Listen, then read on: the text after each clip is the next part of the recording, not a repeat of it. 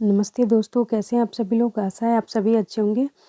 आज हम लोग इस वीडियो में डिस्कस करेंगे पेडागोजी के क्वेश्चन जो कि हिंदी के हैं। हिंदी पेडागोजी के प्रश्न देखेंगे और ये भी जितने भी प्रश्न हैं इसमें 30 प्रश्न उठाए गए हैं और इसमें सभी के सभी आपका प्रीवियस ईयर का है। तो चलिए बिना किसी देरी के स्टार्ट करते हैं।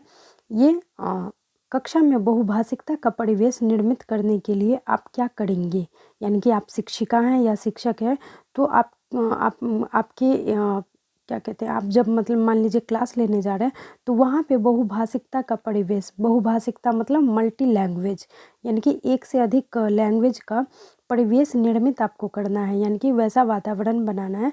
तो आप क्या करिएगा। तो पहला है कि विद्यार्थी को अपनी भाषा में बोलने के अवसर प्रदान करेंगी। फिर दूसरा है उनकी भाषा की पाठ्य पुस्तक पढ़वाएंगी।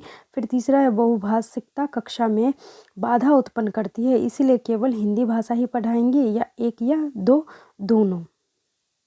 क्वेश्चन के ऑप्शन पे ध्यान दीजिए और क्वेश्चन पे भी ध्यान दीजिए। क्वेश्चन समझ गए तो आंसर आपका निकल के स्वयं आ जाएगा। और देखिए, और एक बात, जब कभी भी अगर आप पेडागोजी बना रहे हैं तो पेडागोजी बनाने का सबसे बढ़िया क्या है पता है?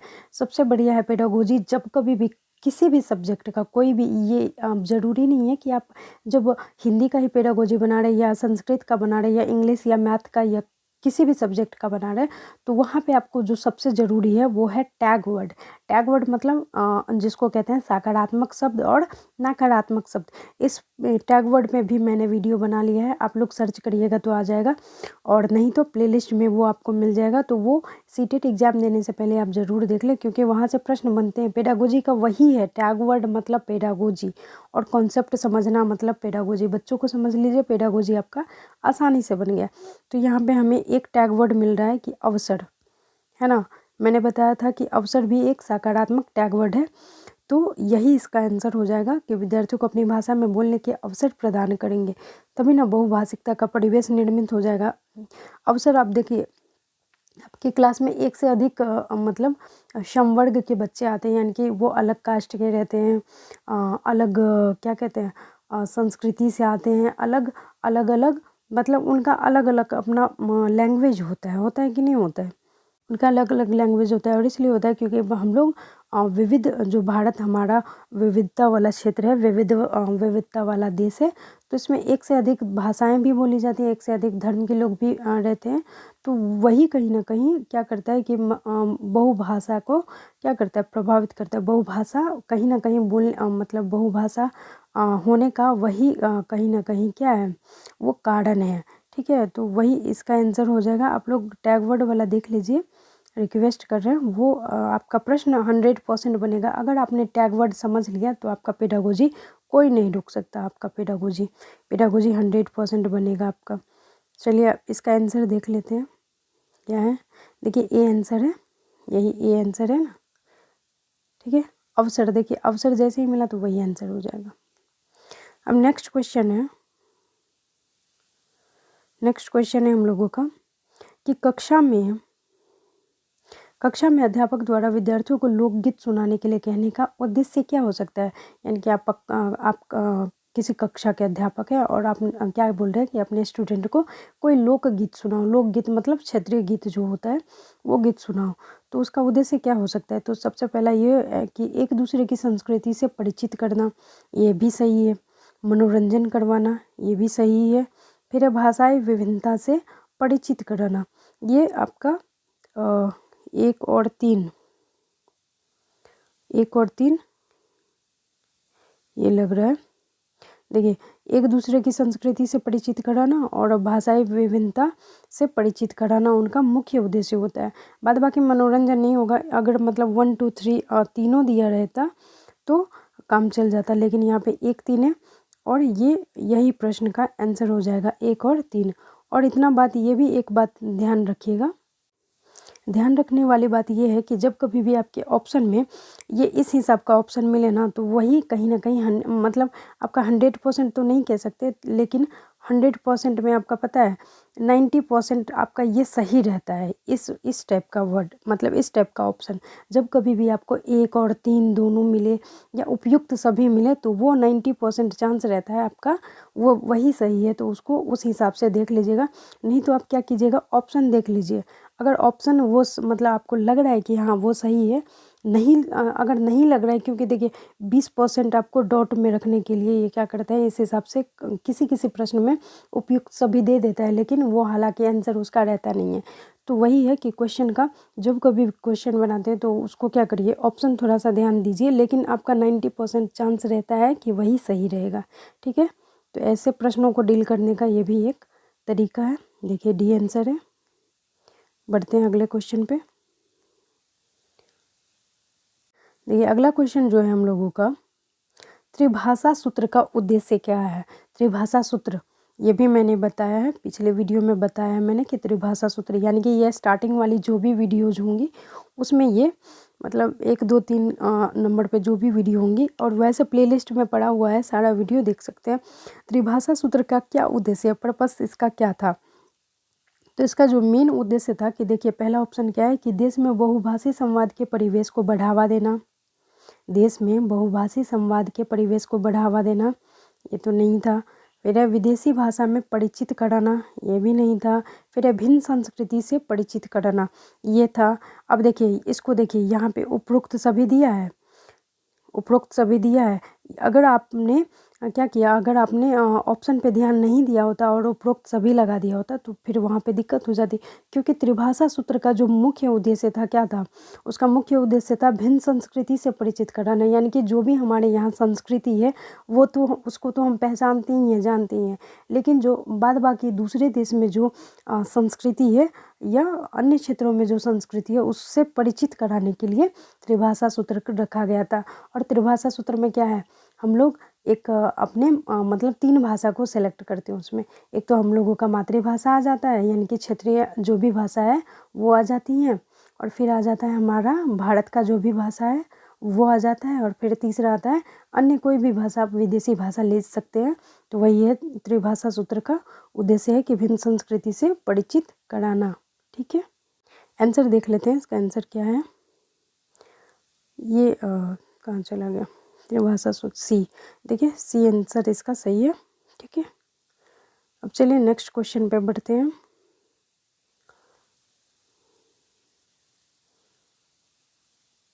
अब हम लोगों का जो नेक्स्ट क्वेश्चन है, एक सेकेंड, नेक्स्ट क्वेश्चन है भाषा दक्षता का प्रारंभिक कौशल क्या है, यानी कि जो हमारी लैंग्वेज है तो उसका प्रारंभिक कौशल क्या है। तो उसका प्रारंभिक कौशल आप लोगों को याद होगा सु ब प ली, है ना, इसको याद रखिएगा क्योंकि ये आपसे क्रम पूछ लेता है, सु ब प ली। ठीक है, सु से सुनना, ब से बोलना, प से पढ़ना, ल से लिखना। ठीक है, ये आपका क्रम पूछ देगा। यहाँ पे तो क्रम नहीं पूछा है कि भाषा दक्षता का प्रारंभिक कौशल क्या है, तो सबसे पहला होता है सुनना होता है, तो वही होता है। ठीक है, भाषा दक्षता का प्रारंभिक कौशल क्या है, सुनना है, और इसका क्रम ये सही दिया है। पहले सुनना होता है, पहले हम लोग सुनते हैं, फिर थोड़ा सा बोलते हैं, फिर पढ़ते हैं, फिर लिखते हैं। ठीक है, याद रखिएगा ये प्रश्न क्रम से आया है। देखिए इसका आंसर देख लेते हैं, ए आंसर दिया है ना, सही है। चलिए नेक्स्ट क्वेश्चन पे चलते हैं।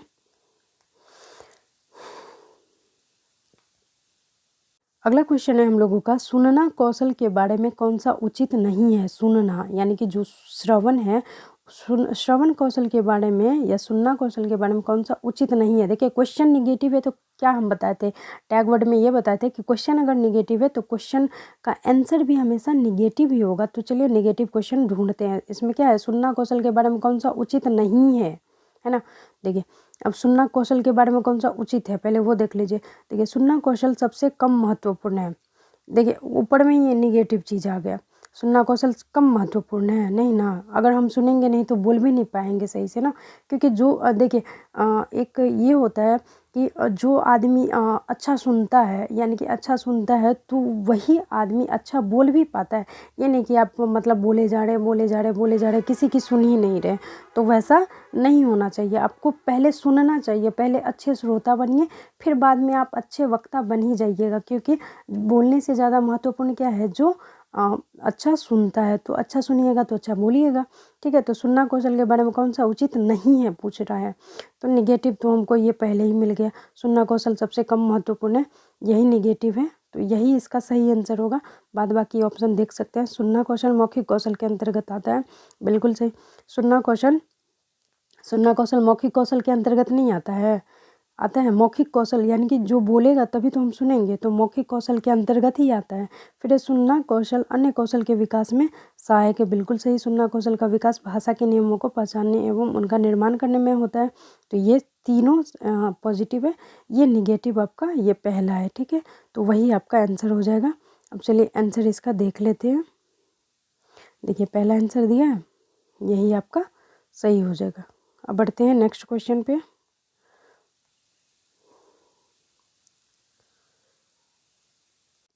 हम लोगों का जो नेक्स्ट क्वेश्चन है, विकास अपनी कक्षा में बच्चों से श्रुतलेख लिखवाता है। विकास अपनी कक्षा में, यानी कि विकास अपने क्या कहते हैं, विकास एक टीचर हैं और वो अपनी कक्षा में क्या करते हैं, श्रुतलेख लिखवाते हैं। श्रुतलेख मतलब क्या होता है, सुनकर लिखवाते हैं। मतलब वो बोल रहे हैं और बच्चे क्या रहे लिख रहे हैं।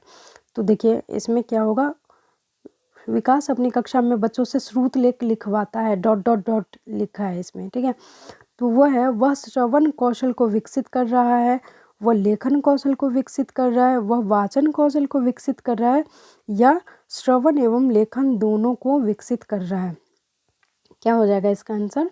देखिए विकास अपनी कक्षा में श्रुत लेख लिखवाता है। श्रुत मतलब सुनना और लेख मतलब लिखना, तो बच्चा सुन भी रहा है और लिख भी रहा है, तो ये दोनों कौशल यहाँ पे विकसित हो रही है, तो यही आंसर हो जाएगा। देखिए कुछ स्टूडेंट ऐसे हैं जो मतलब उनको आंसर मिलते रहता है, ठीक है, जवाब उसके सामने रहता है, लेकिन फिर भी वो मतलब खुद में प्रश्न करते हैं कि ये आंसर क्यों नहीं सही होगा। अरे भाई आपको एक क्वेश्चन का आंसर मिल रहा है ना, तो वही 100% सही है। फिर दूसरे तीसरे में जाने की कोई आवश्यकता नहीं है। अगर आप मतलब देखिए उस पर डॉट करने की कोई दिक्कत ही नहीं है, क्योंकि अगर आपका ये 100% सही है तो 90% वाले पे आप क्यों जा रहे हैं। आपको 100% वाले पे आंसर टिक करना रहता है, क्योंकि जब कभी आप सीटेट का एग्ज़ाम देने जाइएगा तो क्या आपको मिलता है, जो 4 ऑप्शन मिल रहे हैं, चारों ऑप्शन देखिए, चारों ऑप्शन आपका सही लग रहा है कि नहीं लग रहा है। चारों ऑप्शन आपका 100% सही, मतलब 100% नहीं, लेकिन 90% सही लगते रहता है, और 100% वाला ही आपको सेलेक्ट करना है। यानी कि जो 100% वाला है वही आपका सिलेक्शन करवाएगा सीटेट में। तो किसी भी मतलब ऑप्शन पे आप मतलब डॉट करते हैं तो ठीक है, डॉट करिए, डॉट वो अपना बाद में क्लियर कीजिएगा, क्योंकि वहाँ पे आपको व्याख्या नहीं देनी होती है। आप क्वेश्चन का आंसर टिक कीजिए और निकलिए वहाँ से, ठीक है। ज़्यादा सोच विचार पे टाइम बर्बाद नहीं कीजिएगा, क्योंकि क्या वहाँ पे आपको सिर्फ 150 मिनट के 150 क्वेश्चन मिलते हैं, तो उतना विचार विमर्श करिएगा तो फिर दिक्कत हो जाएगी।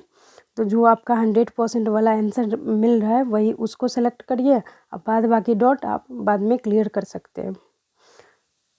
अब नेक्स्ट क्वेश्चन, इसका आंसर देख लेते हैं। डी है, देखिए डी मैंने कहा था, ठीक। अब अगला क्वेश्चन है, व्याकरण के नियमों को कंठस्थ नहीं करवाया जाता है। कौन सी विधि में व्याकरण के नियमों को कंठस्थ नहीं करवाया जाता है। तो पहला पुस्तक विधि, फिर है आगमन विधि, निगमन विधि, सूत्र विधि। कौन से नियमों को कंठस्थ नहीं, मतलब व्याकरण के नियमों को कंठस्थ नहीं करवाया जाता है। तो देखिए क्या हो जाएगा इसका ऑप्शन, ये पहला है पुस्तक विधि, आगमन विधि, निगमन विधि, सूत्र विधि। तो क्या हो जाएगा, आप लोगों ने पढ़ा होगा ना आगमन विधि निगमन विधि क्या होती है। तो आगमन विधि में क्या होता है, पहले एग्जाम्पल के थ्रू उसको क्या नियम बताए जाते हैं, उसको याद नहीं करवाया जाता। तो इसीलिए आगमन विधि को कहीं ना कहीं बेस्ट माना जाता है, क्योंकि अब बच्चे को क्या जो भी चीज़ें पढ़ानी है आपको टॉपिक से, कोई भी टॉपिक हो कोई मतलब नहीं है, आपको उसको क्या करिएगा एग्जाम्पल देके समझाइएगा। तो बच्चा जब एग्जाम्पल देख लेगा समझ जाएगा, तो वो उसको नियम जानने की दिक्कत ही नहीं है, नियम मतलब वो आसानी से जान पाता है। तो वही आपका आंसर हो जाएगा ये बी, ठीक है, ठीक है। कंफ्यूज नहीं होइएगा ना, इसमें है ना नियमों को कंठस्थ नहीं करवाया जाता। तो कौन से विधि में नियम को कंठस्थ नहीं करवाया जाता, आगमन विधि में नहीं ना करवाया जाता है, ये निगमन विधि में आपको कंठस्थ करवाया जाता है। क्योंकि निगमन विधि में क्या होता है, पहले नियम बताए जाते हैं फिर उदाहरण दिए जाते हैं। तो ये गलत हो जाएगा, ये आपका सही आंसर हो जाएगा आगमन विधि, ठीक है। इसका आंसर देख लेते हैं। देखिए 7 का बी है ना, 7 का बी है, वही आंसर सही हो जाएगा। नेक्स्ट क्वेश्चन पे चलते हैं। नेक्स्ट क्वेश्चन है, नेक्स्ट क्वेश्चन है हम लोगों का, क्या बार बार आ जाता है। नेक्स्ट क्वेश्चन है, मौन वाचन से क्या लाभ है? मौन वाचन से क्या लाभ है? और मौन वाचन से क्या लाभ है, देखिए क्या लाभ मिलता है। तो ज्ञान की वृद्धि होती है, अवकाश के समय का सदुपयोग होता है, खरीदी गई किताब का सदुपयोग होता है, या शारीरिक वृद्धि होती है। तो ये तीनों तो बकवास लग रहा है ना। मतलब मौन वाचन से कहीं ना कहीं संबंधित ही नहीं है, किसी भी हाल में नहीं है। अवकाश के समय का सदुपयोग होता है, खरीदी गई किताब का नहीं होगा ना, ये होगा ना मौन वाचन से क्या लाभ है। तो ये ज्ञान की वृद्धि में होगा, क्योंकि आपका तीनों ऑप्शन अगर आप मान लीजिए सेलेक्ट नहीं होता है तो आपको वही ऑप्शन सही होगा जो आपका आपको लग रहा है। तो वही है ज्ञान की वृद्धि। मौन वाचन अक्सर वही लोग यूज करते हैं जो ज़्यादा क्या होते हैं, परिपक्व हो जाते हैं, मिच्योर हो जाते हैं। उनको देखिएगा वो ज़्यादा बकैती नहीं करते हैं, वो अपने काम से काम रखते हैं। लेकिन कुछ कुछ मतलब मेच्योरिटी की एज में आ भी जाते हैं, लेकिन फिर भी वो बकैती करते रहते हैं। यानी कि उनको मतलब दूसरों का ही ताना बाना करना है, अपने काम से काम नहीं रखते। तो ऐसा नहीं होना चाहिए। देखिए मौन वाचन जहाँ पे स्टार्ट हो जाता है ना, जो लोग ज़्यादा मौन रहते हैं, अब उतना भी मौन नहीं होना है। जहाँ पे आपको बोलना है वहाँ पे तो बोलना ही है, लेकिन जहाँ पे मौन होना है, कहाँ पे देखिए कहाँ पे मौन होना है और कहाँ पे बोलना है, ये बहुत ज़्यादा मैटर करता है मेच्योरिटी के लिए। तो वही है कि मौन वाचन के लिए ज्ञान वृद्धि, यानी कि जिसमें मेच्योरिटी आ जाती है तो वो ज़्यादातर साइलेंट रहता है, मौन रहता है, और उसमें कहीं ना कहीं क्या होता है, ज्ञान की वृद्धि होती रहती है। ठीक है, तो यही आपका आंसर सही हो जाएगा। आंसर देखिए, ये दिया है ना, ये दिया है, वही सही होगा। अब अगले क्वेश्चन की तरफ बढ़ते हैं। देखिए नेक्स्ट क्वेश्चन है हम लोगों का, भाषा कौशल के क्या आ जाता है, भाषा कौशल के संदर्भ के भाषा कौशलों के संदर्भ में कौन सा कथन सही है? भाषा कौशलों के देखिए ये प्रश्न मैंने ठीक ऊपर करवाया था। ये भाषा कौशलों के संदर्भ में कौन सा कथन सही है? देखिए ऑप्शन आप सही से देखिए, सुनना, बोलना, पढ़ना और लिखना एक क्रम से सीखे जाते हैं। आप आंसर आप समझ गए होंगे। फिर सुनना और सुनना और पढ़ना निष्क्रिय होता है। और फिर कौशल है, फिर है पढ़ना और लिखना, कौशल में कोई संबंध नहीं है। सभी कौशल एक दूसरे के साथ अंतः संबंधित होते हैं। अब कितने लोग ये होंगे, देखिए अब कितने बच्चे ये हैं कि गलत कहाँ पे करते हैं। देखिए कितने लोग ऐसे होंगे जो इसमें गलत करेंगे। देखिए भाषा कौशलों के संदर्भ में कौन सा कथन सही है? तो देखिए आपका सबसे पहला कथन कौन सा सही है? सुनना, बोलना, पढ़ना और लिखना एक क्रम से सीखे जाते हैं, ये भी पॉजिटिव लग रहा है ना। सुनना और पढ़ना निष्क्रिय कौशल है, ये गलत लग रहा है। फिर पढ़ना और लिखना कौशल में कोई संबंध नहीं है, ये भी गलत है। फिर सभी कौशल एक दूसरे के साथ अंतः संबंधित होते हैं, ये तो बिल्कुल सही है ना। सभी कौशल क्या होते हैं, एक दूसरे के साथ अंतः संबंधित होते हैं। अब सेलेक्ट आपको ये देखिए, जैसे केबीसी होती है ना, उसमें जो डबल डिप वाला होता है, तो ये वही वाला आ गया। तो इसमें से एक सेलेक्ट करना है आपको, 100% वाला सेलेक्ट करना है। और 100% वाला कौन सा है? देखिए इसमें क्वेश्चन पूछा जा रहा है कि भाषा कौशल के संदर्भ में कौन सा कथन सही है। तो 100% वाला ये भी देखिए 90% यहाँ पे सही है ना, 90% सही है। लेकिन आपका जो सबसे सटीक है, सुनना, बोलना, पढ़ना और लिखना एक क्रम से सीखे जाते हैं। अभी ऊपर में मैंने बताया था सुबह पौली, बताया था ना, सुबह पौली।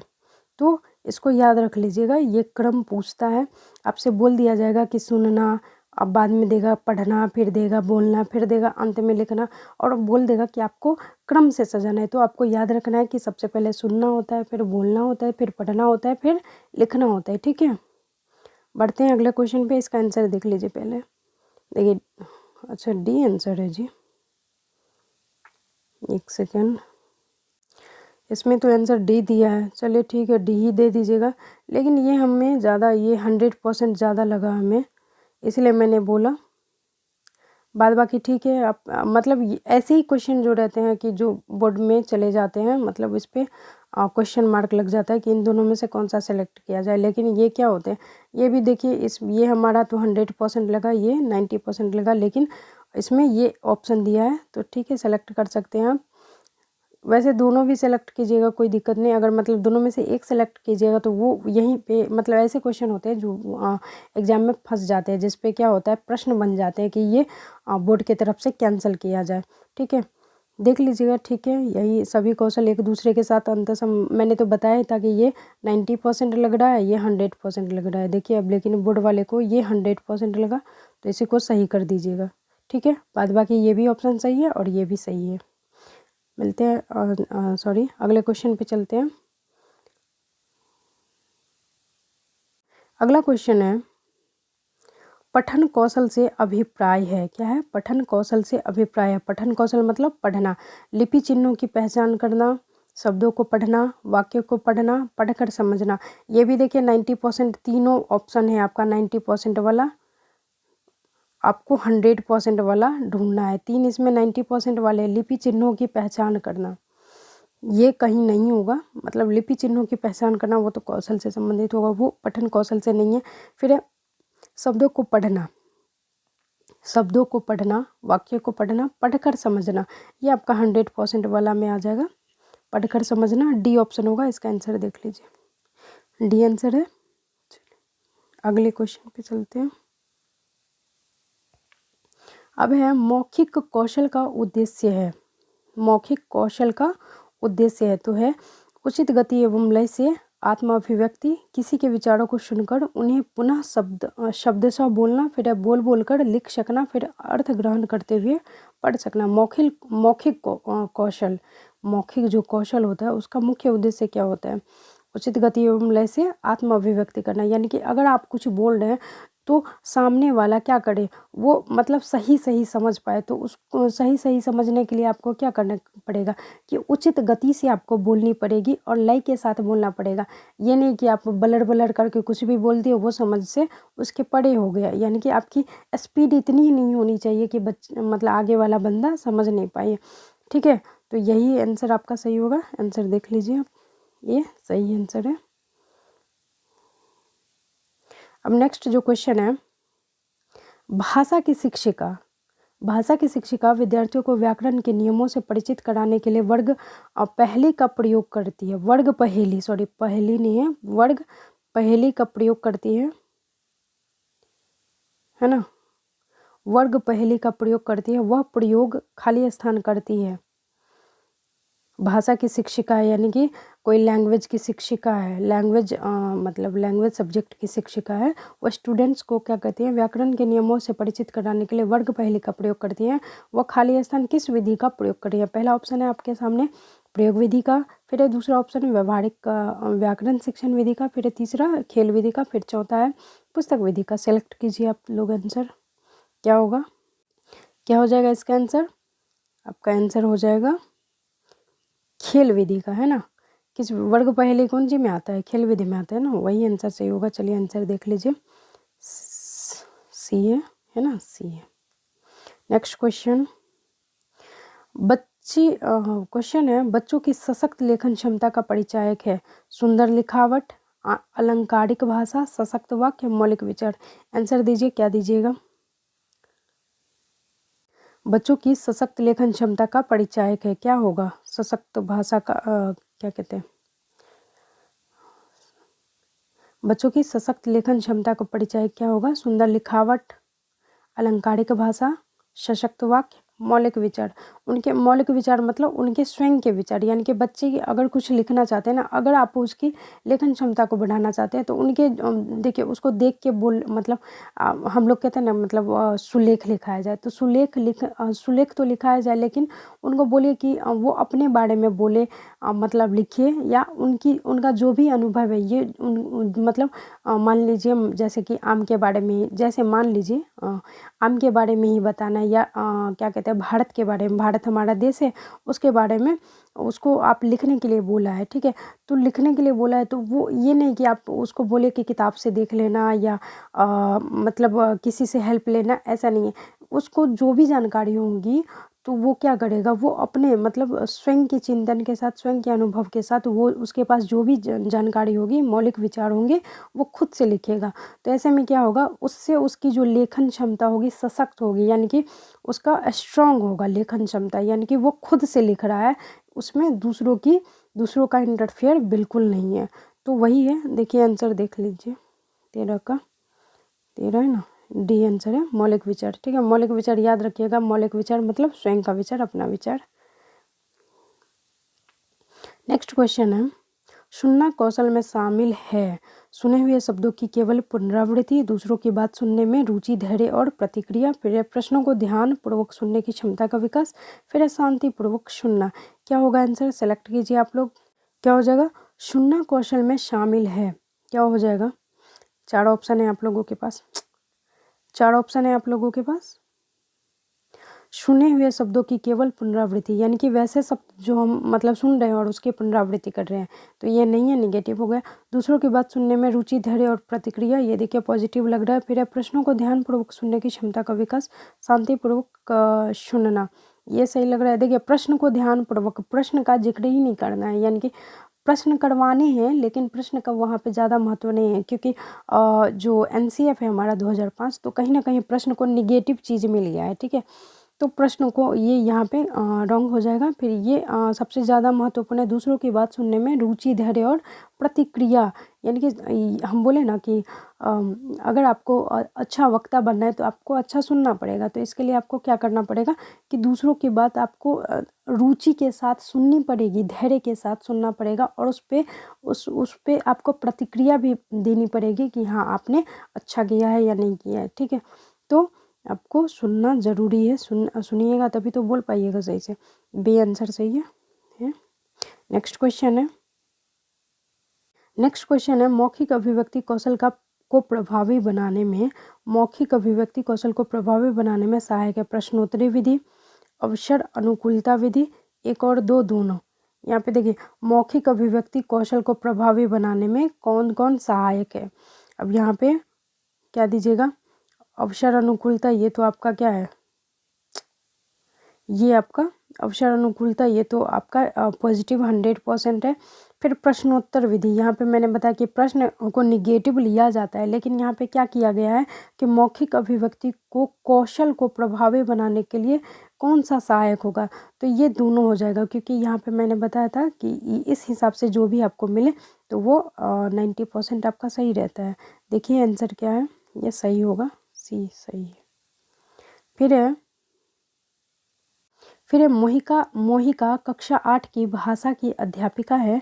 वह व्याकरण के नियमों को कंठस्थ करवाने के स्थान पर छात्रों को उन नियमों का प्रयोग करने के लिए कहती हैं, उसका उद्देश्य क्या है। यानी कि मोहिका कक्षा 8 की भाषा की अध्यापिका है, वह व्याकरण के नियमों को कंठस्थ करवाने के स्थान पर छात्रों को उन नियमों का प्रयोग करने के लिए कहती है, उनका क्या उद्देश्य है।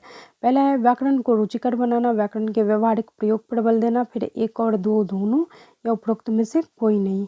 सेलेक्ट करिए, 90% वाला सेलेक्ट कीजिएगा, या कौन सा करिएगा। ये 90% 100 ये सही होगा, जो भी सोच रहे हैं ये एक और दो, तो वही सही होगा, 90% वही सही रहता है। आंसर देख लीजिए, सी सही है। इसका आंसर पहले दिख गया आप लोगों को। सभी भाषाई कुशलताएं हैं, सभी भाषाई कुशलताएं हैं, एक दूसरे से अलग है, एक दूसरे से बढ़कर है, एक दूसरे को प्रभावित नहीं करती, एक दूसरे से संबंधित है। तो क्या हो जाएगा अपना आंसर, एक दूसरे से संबंधित है, डी सही है। फिर है भाषाई कौशलों के संबंध में कौन सा कथन सही है, भाषाई कौशलों के संबंध में कौन सा कथन सही है। देखिए सीटेट के एग्जाम में ना आपको इसी हिसाब से क्वेश्चन मिलेंगे, 100% इसी हिसाब का आपका पेडागोजी रहता है, खासकर हिंदी लैंग्वेज में, ठीक है। और संस्कृत लैंग्वेज में भी वही रहता है। बस देखिए संस्कृत लैंग्वेज में क्या हो जाता है, जैसे भाषाई है उसमें कौशल मतलब विसर्ग का थोड़ा सा खेला होता है। संस्कृत में विसर्ग, जैसे कौशल है तो कौशलः लग जाएगा, विसर्ग लग जाएगा। संबंधित है, संबंधितम लग जाएगा, है ना। उसमें कुछ कुछ चीज़ें रहती हैं कि मतलब वो संस्कृत की तरह लगते रहता है, लेकिन उसको ही जो संस्कृत का अगर आप पेडागोजी बना रहे हैं तो उसको क्या करना है, पहले हिंदी की तरह समझिए। हिंदी समझ गए तो आपको संस्कृत के पेडागोजी में भी दिक्कत नहीं होगी। चलिए संस्कृत का भी पेडागोजी का एक दिन करवा देंगे। ऑप्शन पे सेलेक्ट करिए, सभी भाषाई कौशल स्वयं ही विकसित होते हैं, सभी भाषाई कौशल पाठ्यपुस्तक से ही विकसित होते हैं, कोई भी भाषाई कौशल अंतः संबंधित नहीं है, सभी भाषाई कौशल अंतः संबंधित है। इसमें भाषाई कौशल के संबंध में कौन सा कथन संबंधित है, मतलब सही है, सेलेक्ट कीजिए। कौन सा आंसर सही हो जाएगा, सभी भाषाई कौशल अंतः संबंधित होते हैं, यही आपका सही आंसर होगा। आंसर देख लीजिए, डी आंसर सही है। फिर है व्याकरण शिक्षण का महत्व सबसे कम है। व्याकरण शिक्षण का महत्व सबसे कम है। लेखन कौशल के विकास में, शुद्ध वाचिक अभिव्यक्ति में, लोकोक्तियों एवं मुहावरों के द्वारा भाषा के प्रभावी प्रयोग में, फिर है पाठ्य पुस्तक के शुद्ध पठन में। व्याकरण शिक्षण का सबसे कम महत्व पूछ रहा है, निगेटिव क्वेश्चन है, कम महत्व पूछ रहा है, निगेटिव नहीं कह सकते। व्याकरण शिक्षण का महत्व सबसे कम कब होता है? तो लेखन कौशल के विकास में, शुद्ध वाचिक या अभिव्यक्ति में, या लोकोक्तियों एवं मुहावरों के द्वारा भाषा के प्रभावी प्रयोग में, या पाठ्य पुस्तक के शुद्ध पठन में। सेलेक्ट कीजिए आंसर, आप लोगों का क्या होता है। इसमें है लेखन कौशल। इसमें देखिए आपका जो आंसर सही हो जाएगा, व्याकरण शिक्षण का महत्व सबसे कम कब होगा?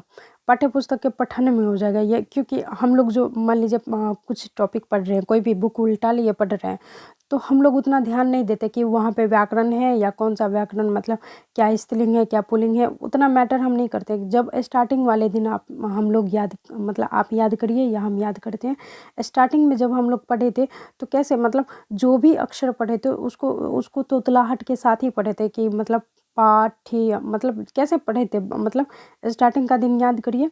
तो वहाँ पे हम लोगों ने क्या व्याकरण को उस हिसाब से पढ़ा था, समझा था, नहीं पढ़े थे। तो मतलब धीरे धीरे हम लोगों का जैसे जैसे बचपना में क्या होता है, तोतलाहट एक रहती है, तो वो जैसे जैसे टूटता गया वैसे वैसी चीज़ें सही होती गई। और फिर हम लोगों ने जब थोड़ा सा हाई क्लास में आए, हल्का सा हाई क्लास, जैसे कि LKG UKG में आए होंगे, तो वहाँ से हम लोगों ने क्या, मतलब स्टैंडर्ड 1 वगैरह से व्याकरण पढ़ना शुरू करते हैं। तो वहाँ से हम लोग जानते हैं कि व्याकरण जो वह शास्त्र है जिसे हम लोग पढ़ना लिखना शुद्ध पढ़ना लिखना जानते हैं, तो वहाँ पे होती हैं। तो ये आपका आंसर ये हो जाएगा। देखिए लेखन कौशल के विकास में महत्वपूर्ण होता है, क्योंकि जब कभी भी आप लेख लिखती हैं या कुछ लिखते हैं, मतलब मान लीजिए आपको एप्लीकेशन ही लिखना पड़ता है, तो वहाँ पे हर चीज़ों का ध्यान रखना पड़ता है कि हाँ यहाँ पे ये चीज़ें होंगी, यहाँ पे ऐसे लिखाएगा, स्त्रीलिंग होगा, पुल्लिंग होगा, या क्या होगा, नहीं होगा। फिर शुद्धवाचिक अभिव्यक्ति में, शुद्धवाचिक अभिव्यक्ति में भी होगा ना, व्याकरण शिक्षण का महत्व है, यानी कि बोलने के लिए ज़रूरी है व्याकरण जानना। मतलब व्याकरण जानना इसलिए ज़रूरी है क्योंकि अगर आप मेल को फीमेल की तरह तो नहीं बुलाएंगे, है ना। फिर लोकोक्ति एवं मुहावरों के द्वारा, इसमें भी महत्वपूर्ण रहता है, मुहावरा का प्रयोग भी व्याकरण के थ्रू ही होता है। फिर पाठ्य पुस्तक के, यही आपका सही आंसर हो जाएगा। ठीक है, अगले क्वेश्चन पे बढ़ते हैं।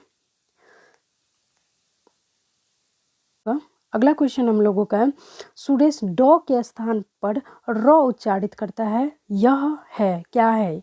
देखिए क्वेश्चन इसी हिसाब से आपके आएंगे। सुरेश डॉ के स्थान पर र उच्चारित करता है, आपका पूरा का पूरा प्रश्न यहाँ पे नहीं रहेगा, आपको वो समझना है कि क्या है प्रश्न आगे। तो उसके लेखन कौशल को प्रभावित करेगा, उसके मौखिक कौशल में निपुणता प्राप्त करने में बाधा उत्पन्न करेगा, उसकी भाषा को रोचक बनाएगा, भाषाई कौशलों पर कोई प्रभाव नहीं पड़ेगा ना, प्रभाव तो पड़ेगा। तो ये ऑप्शन यहाँ पे देखिए, सुरेश डॉ के स्थान पर र उच्चारित करता है, यानी कि जो डॉ होता है उसको र वो बोल रहा है, तो कहीं ना कहीं ये बाधा उत्पन्न ही कर रहा है ना। उसे मौखिक कौशल में निपुणता प्राप्त करने में बाधा उत्पन्न हो रही है, क्योंकि जो चीज़ें मतलब एग्जैक्ट है उसको एग्जैक्ट बोलिएगा, तभी तो मतलब उसकी सहूलियत होगी, यानी कि वो कार्यरत तभी होगा जो वो एग्जैक्ट, मतलब वो उसका रियल वर्जन है। अगर आप मतलब डॉ को आप रॉ पढ़िएगा तो वो किसी काम का नहीं, तब तो आपको तोतला ही सब बोलेंगे, है ना। तो ये इसको क्या कहेंगे, उसे मौखिक कौशलों में निपुणता प्राप्त करने में बाधा उत्पन्न करेगा। ऑप्शन सही है, देख लीजिए क्या सेलेक्ट किए हैं, बी आंसर सही है। नेक्स्ट क्वेश्चन है, प्राथमिक स्तर पर प्राथमिक स्तर पर भाषिक रेखांकन और चित्रांकन। प्राथमिक स्तर पर भाषिक रेखांकन और चित्रांकन लेखन अभ्यास का महत्वपूर्ण चरण है। एक सह शैक्षणिक गतिविधि मात्र है, बच्चों की अनुकरण प्रवृत्ति को पोषित करता है, या काव्य व्याख्या का एकमात्र मार्ग है। भाषिक रेखांकन और चित्रांकन का सह शैक्षणिक गतिविधि तो नहीं हो सकती। फिर ये हमको हल्का सा लग रहा है, देखिए क्या होगा इसका आंसर। बच्चों की अनुकरण प्रवृत्ति को पोषित नहीं कर सकती, काव्य व्याख्या का एकमात्र मार्ग है, नहीं तो ये देखिए आपको मान लीजिए ना, ये यहाँ पे तीनों लग रहा है ना कि तीनों मतलब जो भी आपको अगर पहले से गलत लग रहा है तो उसको तो पहले छांट दीजिए, और जो छांटने के बाद जो आपका लग रहा है, जो बच गया है छांटने के बाद, तो वही आपका आंसर सही हो जाएगा। अगर मान लीजिए किसी भी क्वेश्चन पे डाउट भी है ना, तो पहले वही क्या करिए आप, मतलब क्वेश्चन का ऑप्शन छांट लीजिए, जो आपको गलत लग रहा है उसको गलत करिए, और जो मतलब बच जाता है तो वही उसी के साथ आप अपना आंसर टिक करके आगे बढ़िए। देखिए अब आंसर क्या है इसका, ये हमने सेलेक्ट किया है, ये सही है ना। बनाने पेडागोजी बनाने का ये सब ट्रिक होता है, सीखिए, सीख जाइएगा आप लोग भी जब एग्ज़ाम से बाहर आइएगा तब। आई होप लेकिन आप लोगों का निकल जाए एग्ज़ाम। चलिए अगला क्वेश्चन है, अगला क्वेश्चन है प्रत्यक्षीकरण। प्रत्यक्षीकरण है विद्यार्थियों को शब्दों को पहचानने के अवसर देना, विद्यार्थियों को बिना देखे शब्द लिखने के लिए कहना, शब्दों के मूल भाव को समझना, अर्जित ज्ञान का प्रयोग करना प्रत्यक्षीकरण है। क्या है प्रत्यक्षीकरण? तो प्रत्यक्षीकरण देखिए आपको ये भी, ये क्या होते जा रहा है, देखिए प्रत्यक्षीकरण यहाँ पे अवसर लिखा है ना, उतना ढूंढने की ज़रूरत नहीं है। अवसर जैसे ही टैग वर्ड जैसे ही मिले, बिना किसी देरी के मौके पे चौका मारिए और वहाँ से फट से निकलिए, ठीक है। अब टैग वर्ड रिक्वेस्ट कर रहे हैं हम, हाथ जोड़ के रिक्वेस्ट समझिए, कुछ भी समझिए, टैग वर्ड देख लीजिए, ठीक है। यहाँ पे देखिए ऑप्शन वही सही है ये। नेक्स्ट क्वेश्चन पे चलते हैं। नेक्स्ट क्वेश्चन है हमारा, भाषा की अध्यापिका द्वारा व्याकरण शिक्षण से पूर्व बच्चों के ज्ञान का परीक्षण करने का उद्देश्य। भाषा शिक्षण की मतलब भाषा की अध्यापिका द्वारा व्याकरण शिक्षण से पूर्व, व्याकरण वो पढ़ाना चाहती है लेकिन उससे पूर्व बच्चों के ज्ञान का परीक्षण करने का उद्देश्य क्या होता है, तो वो तो होना ही चाहिए, लेकिन उद्देश्य क्या होता है देखिए, विद्यार्थियों की क्षमता के अनुसार शिक्षण विधि का चयन करना, शिक्षण अधिगम प्रक्रिया को सुदृढ़ बनाने के लिए, विद्यार्थियों के व्याकरण के ज्ञान को जानने के लिए। ये यहाँ पे उपयुक्त सभी हो जाएगा क्योंकि सभी के सभी पॉजिटिव ही हैं, ठीक है। ऑप्शन देख लेते हैं, सही है आपका। ये बोले ना, ये इस हिसाब से रहेगा ना तो आपका 90 से 95% आपका सही रहता है। अगले क्वेश्चन पे बढ़ते हैं। अगला क्वेश्चन है, पढ़कर समझना कुशलता का विकास करने में सबसे कम महत्वपूर्ण है। पढ़कर समझना कुशलता का विकास करने में सबसे कम महत्वपूर्ण कौन सा है? पढ़कर समझना कुशलता का विकास करने में सबसे कम महत्वपूर्ण, कहानी पर आधारित व्याकरण समझना, कहानी को अपनी भाषा में कहलवाना, कहानी पर आधारित प्रश्न बनवाना, कहानी का अंत बदलवाना। क्या होगा? पढ़कर समझना कुशलता का विकास करने में सबसे कम महत्वपूर्ण है। कम महत्वपूर्ण नेगेटिव क्वेश्चन है, देखिए कम महत्वपूर्ण बोला जा रहा है, तो कहानी पर आधारित व्याकरण को समझना व्याकरण है नहीं। कहानी को अपनी भाषा में कहलवाना, कहानी को अपनी भाषा में कहलवाना क्या था? कहानी पर आधारित, ये पढ़कर समझना ये निगेटिव है, कहानी को अपनी भाषा में कहलवाना ये पॉजिटिव है।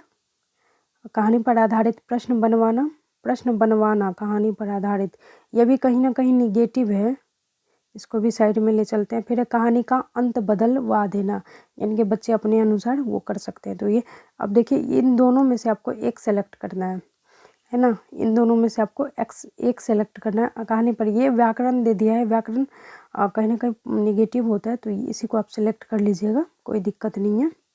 वैसे ये भी है, ये प्रश्न बनवाना, कहानी पर आधारित प्रश्न बनवाना, बच्चे से स्वयं मतलब बच्चे को अगर आपने कहानी बता दिया और फिर अगर आप उससे बोल रहे कि स्वयं से प्रश्न बनाओ और स्वयं से उत्तर लिखो, तो वो कहीं ना कहीं सही रहता है। बाद बाकी ये भी निगेटिव में है, लेकिन ये व्याकरण वाला ज़्यादा है निगेटिव में, तो उसको सही करिएगा। आंसर देख लीजिए आप लोग, सही है 24।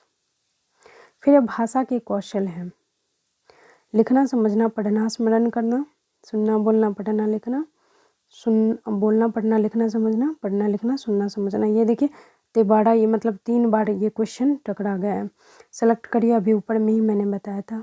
इसका सही आंसर सुनना बोलना बताया था ना, सुबह पॉली, यही इसका सही आंसर हो जाएगा, इसको याद कर लीजिएगा, यही है बी आंसर सही है। फिर है पठन के प्रकार है, पठन का प्रकार है ना, पठन का प्रकार है, तो ध्यान मग्न पठन एकाग्रचित पठन, द्रुत पठन और अर्थगहन पठन।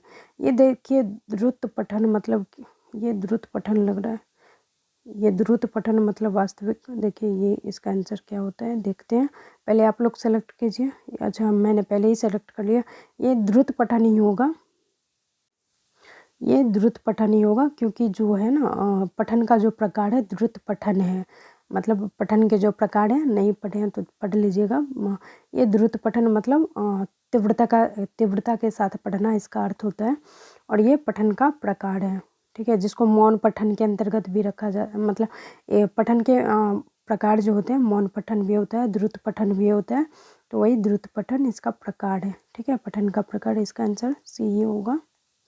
फिर है नेक्स्ट क्वेश्चन है, भाषा शिक्षण की कौन सी विधि मातृभाषा को मध्यस्थ बनाए बिना दूसरी भाषा को सिखाने पर बल देती है? भाषा शिक्षण की कौन सी ऐसी विधि है जो मातृभाषा को मध्यस्थ बनाए बिना दूसरी भाषा को सीखने पर बल देती है? द्विभाषी विधि, अनुवाद विधि, व्याकरण एवं अनुवाद विधि, प्रत्यक्ष विधि। कौन सा विधि हो जाएगा? सेलेक्ट कीजिए आप लोग जल्दी से, कौन सा सही हो जाएगा? भाषा शिक्षण की कौन सी विधि है जो मातृभाषा को मध्यस्थ बनाए बिना दूसरी भाषा को सीखने पर बल देती है? प्रत्यक्ष विधि बल देती है। इस प्रत्यक्ष विधि मतलब लाइव टेलीकास्ट। लाइव टेलीकास्ट मतलब आप वातावरण में, मतलब उस वातावरण में रहकर बच्चों के साथ आप स्वयं भी सीख सकते हैं, या बच्चे अगर मतलब बोलते हैं, मान लीजिए वो प्रत्यक्ष रूप से बोलते हैं, यानी कि प्रत्यक्ष रूप से अगर आप उस वातावरण में रहते हैं तो आप वो भाषा स्वयं सीख सकते हैं। जैसे मान लीजिए आपको कोई लैंग्वेज सीखनी है, जैसे मान लीजिए फ्रेंच ही सीखनी है। फ्रेंच सीखने के लिए आपको वो फ्रेंच क्लास ले रहे हैं, उससे नहीं, वो ज़्यादा बेनिफिट नहीं मिलता है। लेकिन हाँ, अब अगर आप फ्रेंच के माहौल में चले जाते हैं, यानी कि 15 से 20 दिन आपको लगेगा, फ्रेंच माहौल में चले गए, आप आसानी से सीख जाइएगा। तो वो यह प्रत्यक्ष विधि कहीं ना कहीं इस पर ज़्यादा असर करती है, मातृभाषा को मध्यस्थ बनाए बिना। ठीक है, क्वेश्चन आंसर सही है डी। अब 2 क्वेश्चन बचे हैं। अगला क्वेश्चन है, भाषा आकलन की प्रक्रिया है। भाषा आकलन की प्रक्रिया पाठ के अंत में दिए अभ्यासों के माध्यम से होती है, सीखने सिखाने के दौरान भी चलती है, केवल बच्चों का निष्पादन जानने के लिए होता है, केवल शिक्षक का निष्पादन जानने के लिए होता है। ये तो केवल जैसे ही आ गया तो वहाँ पे गलत, ये भी टैग वर्ड है, केवल निगेटिव टैग वर्ड है, ये भी नहीं होगा। ये तो दोनों गलत हो गए। अब दोनों में से एक सेलेक्ट करना है, क्या हो जाएगा सही आंसर बताइए आप लोग। ये हो जाएगा, ये बोले ना ये टैग वर्ड है, केवल निगेटिव टैग वर्ड के अंतर्गत आता है। इसमें ये 2 चीज़ें हैं, दोनों में से एक सेलेक्ट करना है आपको। पाठ के अंत में दिए गए अभ्यासों के माध्यम से होती है, ये भी ये नहीं होगा। सीखने सिखाने के दौरान भी चलती है, ये सही होगा।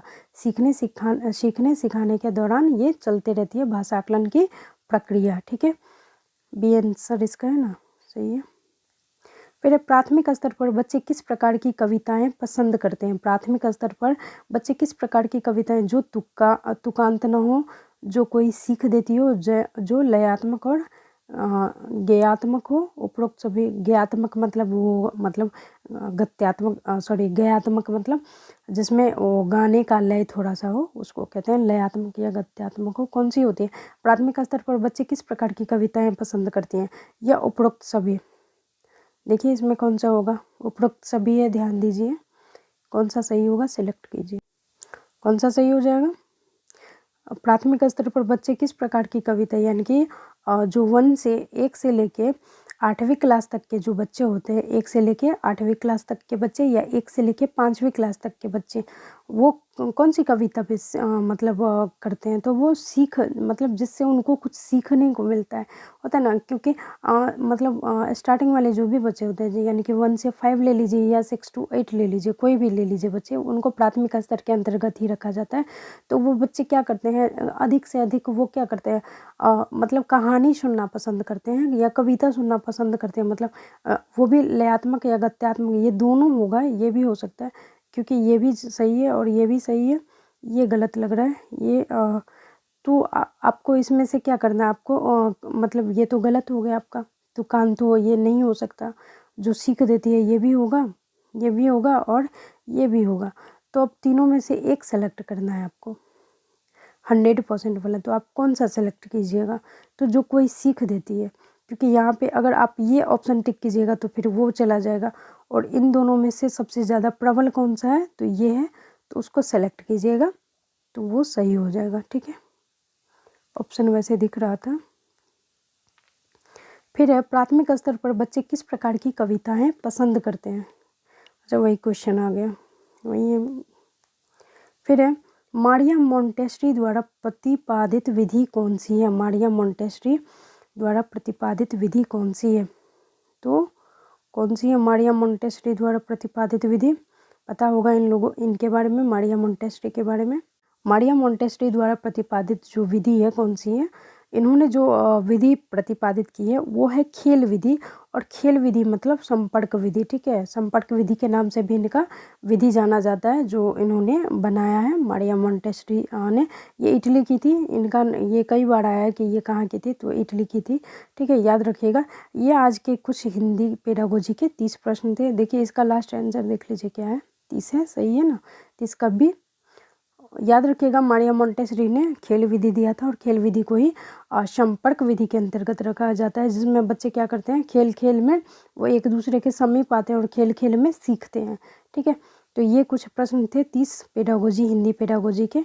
आई होप आप लोगों को अच्छा लगा हो, आप लोगों के एग्जाम में बहुत ज़्यादा बेनिफिट मिलेगा, देख लीजिएगा, बहुत ज़्यादा बेनिफिट मिलेगा, क्योंकि ये सभी क्वेश्चन जो भी थे ये प्रीवियस ईयर के क्वेश्चन थे। ठीक है, चलिए मिलते हैं अगले वीडियो में। ठीक है, चलिए मेहनत करते रहिए, आगे बढ़ते रहिए, और ध्यान में ये रखिए कि आपको मेहनत करना है, हार लेकिन नहीं मानना है। क्योंकि देखिए, विजेता वो नहीं होते जो फेल हो जाते हैं। ठीक है, विजेता वे नहीं होते हैं जो मतलब फेल होने का डर मन ही मन रखते हैं। विजेता वो होते हैं जो फेल होने का डर नहीं रखते, लेकिन वो क्या करते हैं, वो निरंतर अपना प्रयास जारी रखते हैं कि हाँ, हम प्रयास जो कर रहे हैं उसका मेहनत हमें मिलेगा, हमें उसका फल मिलेगा। ठीक है, तो बिना किसी मतलब गीता में भी कहा गया है कि बिना किसी कर्म की चिंता किए हुए, यानी फल की चिंता किए हुए आप अपना कर्म करते जाइए, आपको निश्चित सफलता मिलेगी। तो आपको निश्चित सफलता मिलेगी, बस आपको क्या करना है, बस थोड़ा सा प्रयास करना है, हार नहीं मानना है। ठीक है, और सफलता आप लोगों को मिलेगी अगर मेहनत कर रहे हैं तो, क्योंकि मेहनत का ही फल मिलता है, और कहीं ना कहीं अगर मेहनत कीजिएगा तभी वो आपको फिर पुनः मिलेगा। और पुनः इसलिए मिलेगा क्योंकि अगर सीटेट का एग्ज़ाम हो गया आप लोगों का क्वालिफाइड, तो 2023 में आपको जॉब लेने से कोई नहीं रोक सकता, ये गारंटी मैं लेती हूँ। तो यानी कि 2023 में इतनी बम्पर बहाली आने वाली है ना, बता नहीं सकते। खासकर बिहार में, यूपी में, जो भी मतलब बिहार यूपी में तो 100% आने वाली है।